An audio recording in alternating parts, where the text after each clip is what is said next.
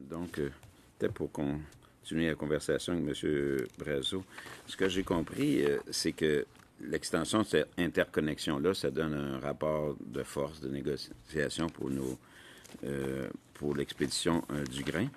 Mais vous parlez des impacts négatifs que ça peut avoir. Vous parlez de dégradation du service de manutention. Il va y avoir des temps de transit plus longs.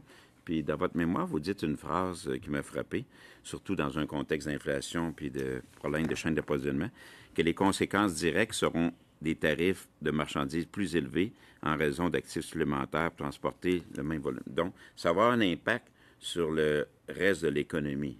C'est ce que je comprends. Pouvez-vous élaborer un peu là-dessus pour que je puisse saisir ça? Merci. Merci, M. le sénateur. Dû au fait qu'on parle d'un système qui va être mis en place qui va forcer ou qui va augmenter le temps, les ressources requises, le personnel, tout ça, ça a un coût. Et ces coûts-là, c'est des coûts que nous, on absorbe au prix du marché. Mais les revenus qu'on va aller chercher, c'est sous le prix du marché. Donc, tout ça, ça joue dans la profitabilité. Et donc, pour ces raisons-là, ça va augmenter les coûts aux expéditeurs et aussi le temps requis pour transporter la marchandise d'origine à destination. Donc, tous ces aspects-là, c'est la réalité économique et l'impact et la réalité de l'impact économique sur les expéditeurs. Si je un peu rapidement.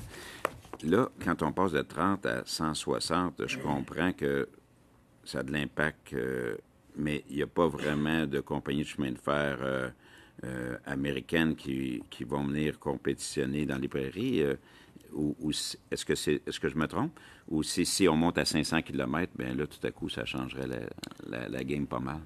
Ça change la game à 160 km. OK, pouvez-vous élaborer un peu? Parce que quand on regarde la distance entre Winnipeg et la frontière, Lethbridge et la frontière, Vancouver et la frontière, ça tombe tous dans la 160.